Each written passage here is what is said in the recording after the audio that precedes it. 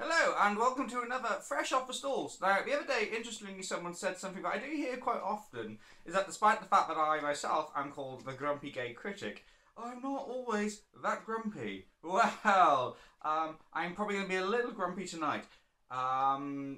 These things are getting on my... Geishas make it look so easy. I probably should wash this before I use it next time. Anyway, enough with the... enough of the chopsticks. And why do I have chopsticks in my hair? Or at least pinned to my glasses? I've been to see the Mikado. So this is Thom Southerland, award-winning director, who's directed brilliant things such as Titanic, Parade, Victor Victoria. He's having a turn at Gilbert and Sullivan this time, just in time for Christmas too. So how am I going to do this one? I've been thinking about it a lot on the train, and it's one of the times I think like maybe I should actually put a bit of thought into forming my opinions before doing one of these silly little videos. And I'm going to split this into sort of two almost. I'm going to attach two criteria to my thoughts. First of all, is this a good off-West End production?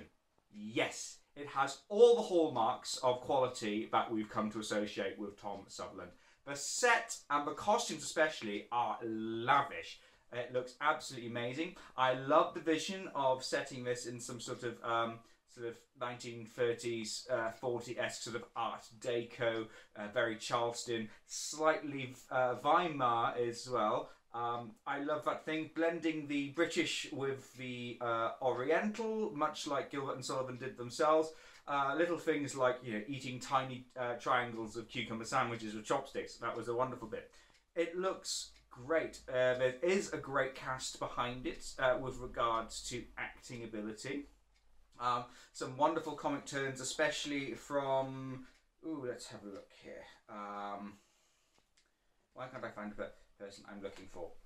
Should have planned a set. Yeah, Hugh Osborne as Coco. It's a sort of a wonderful sort of very, a very subtle, very subdued sort of Coco with wonderful bits of comic timing as well. Choreography is fantastic. Very busy, very energetic. So it's a really good production. Does it work as a good Gilbert and Sullivan production? No. Right, so this is where I'm going to get a little grumpy. So first of all, a bit of background about myself. I used to play in orchestras. I'm very classically musically inclined. I love Gilbert and Sullivan. I've also done some writing for Opera Now and Classical Music magazine in the past. So I mean, I'm going to see a Gilbert and Sullivan piece with very high expectations and almost a very sort of rigid sort of idea of what makes a good Gilbert and Sullivan operetta. What I think has gone, what I think Thom Southerland has, he's trying. I can see what he's doing. He's trying to bring Gilbert and Sullivan to an off-West End audience, which I think is very worthy and very earnest. And there has been a lot of discussion for a long time about, is Gilbert and Sullivan the beginnings of musicals? In my opinion, no, and I think this production shows that.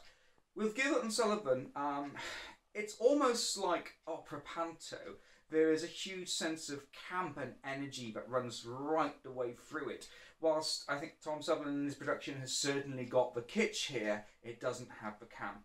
And because of that, there are moments which are just really flat and a little too thin, despite the dancing, despite the talent of everyone he's got on board.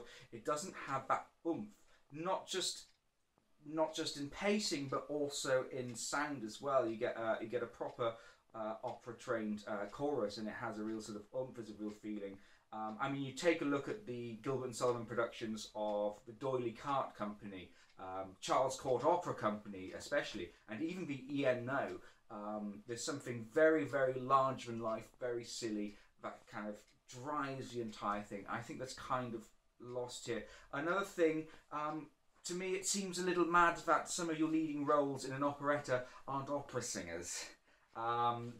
So for starters, I can't remember his name. Matthew Crowe as Nanky Poo, not an opera singer. And if you're going to put someone as your lead tenor, get them to be an opera singer. And I know this guy is a great off-West End actor. I saw him in Titanic as Bird, Bride, saying letters almost as Bride, and he delivered one of the most marvellous moments in the entire Titanic. But he can't sing opera, and he resorts to using falsetto in some of his arias. And when you start using falsetto, you start losing volume and you start losing power. The bits that worked best is the bit with the actual opera singers. I must say, Rebecca Kane as Katisha was amazing. You know, she's done stuff for Glyndebourne, for the ENO. She knows her stuff. She's got a wonderful, powerful voice. But what I love here as well, she's really brought in the humour and really brought the larger-in-life sort of attitude that Gilbert and Sullivan need. Same with Yum Yum. Yum has done the lady playing Yum Yum, which is Lee Coggins. You look down her biography, and she has done things in classical voice, so she knows what to be doing there, and she can project, and she sounds wonderful. She's got a beautiful voice too. I mean, the only person you can get away with not having a trained opera singer in this particular operetta is Coco. Let me get my head around all the names. Because I mean, ENO famously cast Eric Idle as Coco, and it works fine. Coco is much more about a comic performance rather than of a vocal and comic performance.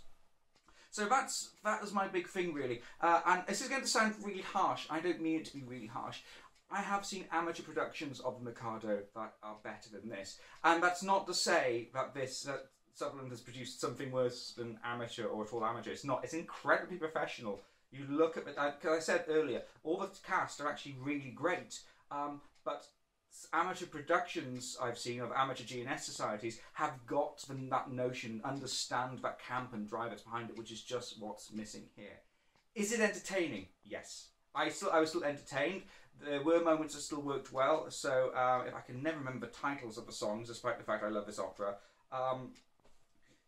The Sun Whose Rays Are All Ablaze is like one of the sort of apexes of the entire piece, and that was performed fantastically. Same with The List as well, updated as well, with fantastic satire. I really loved it. I just think that, yeah, as I said, I think this proves that operetta isn't musical, and this makes you understand why there are companies dedicated. I just think with, as I said, it's very worthy, it's incredibly earnest and incredibly slick. It's a brilliant production, don't get me wrong. But I think it's just a slightly misplaced ambition, although one that has been executed as highly and as fluently as it possibly could. So this is something coming from someone who has very high expectations of Gilbert and Sullivan, and I know I'm a night late for press because I was seeing something last night as well, and I know that it's already been getting great press, and I think it does deserve the great press.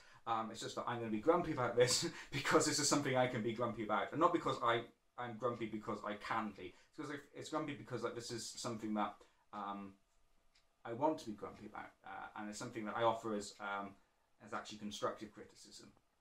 You know, believe it or not, some of us critics do actually like to give constructive criticism, not just sit here slagging off any piece that we go to see. So yeah, fantastic production, really great cast. It looks really great, but it's not a great production of GNS, and that ultimately, because it's a Gilbert and Sullivan operetta, that's the standard I'm going to be judging it by. And as I said, it's flat, doesn't have the pace, and the pacing doesn't get the idea and the drive behind it. But otherwise, a certainly decent attempt as a piece, well, more than decent attempt as a piece of West End theatre. I think I'm going to leave it there. Hopefully I won't go around in circular conversations when I come to do the written review.